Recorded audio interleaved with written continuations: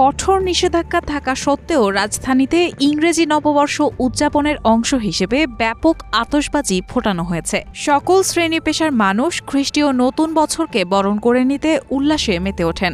একই সঙ্গে সামাজিক যোগাযোগ মাধ্যমেও চলতে থাকে হ্যাপি নিউ ইয়ার লিখে সবাইকে শুভেচ্ছা জানানো। নতুন বছর উদযাপনের রাতে স্থানীয়দের মতে আতশবাজির ফুলকি থেকে রাজধানীর মিরপুর ১১ নম্বর ও ধানমন্ডি এলাকায় আগুনের ঘটনা ঘটেছে। এর মধ্যে ধানমন্ডিতে ফায়ার সার্ভিসের কর্মীরা যাওয়ার আগেই আগুন নিভে যায়। তবে মিরপুর এলাকায় লাগা আগুন নিয়ন্ত্রণে ফায়ার সার্ভিসের ২টি ইউনিট ঘটনাস্থলে যায়। এছাড়া এই একই কারণে ঢাকার কেরানীগঞ্জে আগুন লেগে একটি কক্ষের মালামাল পুড়ে গেছে। স্থানীয় সূত্রে জানা গেছে, হিজলতলা বাজার এলাকার আব্দুর রাজ্জাকের মালিকানাধীন ৩য় তলা ভবনের নিচতলায় কয়েকজন কিশোর মোমবাতি দিয়ে আতশবাজি ফোটাচ্ছিল। তখন আতশবাজির আগুনে ফুলকি একটি কক্ষের বিছানার ওপরে গিয়ে পড়লে ওই কক্ষে আগুন ধরে যায়। এদিকে আতশবাজি ও ফানুস উড়াতে গিয়ে ২ শিশু দগ্ধ হয়ে জাতীয় বার্ন অ্যান্ড প্লাস্টিক সার্জারি ইনস্টিটিউটে চিকিৎসা নিয়েছেন। এদের মধ্যে একজনের নাম ফারহান, তার শরীরের ১৫% দগ্ধ হয়েছে, তাকে হাসপাতালে ভর্তি করা হয়েছে। এছাড়া